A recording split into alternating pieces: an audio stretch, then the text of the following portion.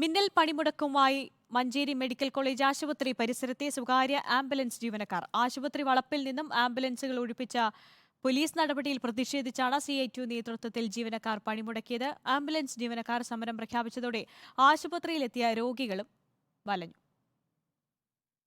Manjeri medical കോളേജിന്റെ സ്ഥലത്താണ് സ്വകാര്യ ആംബുലൻസുകൾ പാർക്ക് ചെയ്തിരുന്നത്.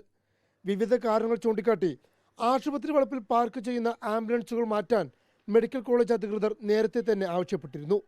ഇതിന് തയ്യാറാകാതെ വന്നതോടെ മെഡിക്കൽ കോളേജ് പ്രിൻസിപ്പൽ മഞ്ചേരി പോലീസിൽ പരാതി നൽകി. എന്നാൽ പാർക്കിങ്ങിന് മറ്റൊരു സ്ഥലം ലഭിക്കുന്നതുവരെ ആംബുലൻസുകൾ മാറ്റാനാവില്ലെന്നായിരുന്നു ജീവനക്കാരുടെ നിലപാട്.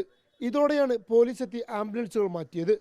ആംബുലൻസുകൾ മാറ്റാൻ തയ്യാറാകാതിരുന്ന 8 ഡ്രൈവർമാരെ പോലീസ് കസ്റ്റഡിയിലെടുത്തു. പിന്നാലെ ആംബുലൻസ് ജീവനക്കാർ പണിമുടക്കും പ്രഖ്യാപിച്ചു.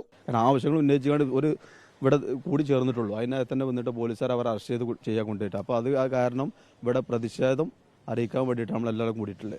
ആശുപത്രി വളപ്പിൽ നിന്നും പാർക്കിംഗ് മാറ്റാൻ സന്നദ്ധമാണെന്നും എന്നാൽ ആശുപത്രിക്ക് സമീപം തന്നെ മറ്റൊരു പാർക്കിംഗ് സൗകര്യം ഒരുക്കി നൽകണമെന്നുമാണ് ജീവനക്കാരുടെ നിലപാട്.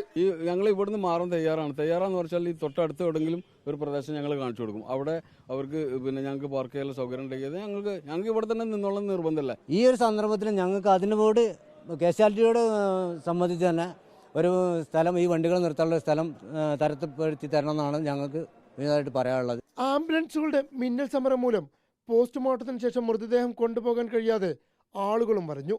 ഒരു ബോഡി പോസ്റ്റ്മോർട്ടത്തിന് വന്നതായിരുന്നു. അപ്പോൾ പോസ്റ്റ്മോർട്ടം കഴിഞ്ഞ ഉടനെ നേരത്തെ ആ ബോഡി നമുക്ക് ഫ്രീസറിന് അങ്ങോട്ട് എടുക്കാൻ വേണ്ടി ഇവിടുന്ന് വാഹനം വന്നിട്ട് ആംബുലൻസ് വന്നു. ഇപ്പോൾ തിരിച്ച് രണ്ടാമത് ബോഡി കൊണ്ടുപോകാൻ വേണ്ടി വന്നപ്പോൾ അവർ പെട്ടെന്ന് സമരത്തിലാണ് എന്നാണ് പറഞ്ഞിട്ടുള്ളത്. റിപ്പോർട്ടർ, മലപ്പുറം.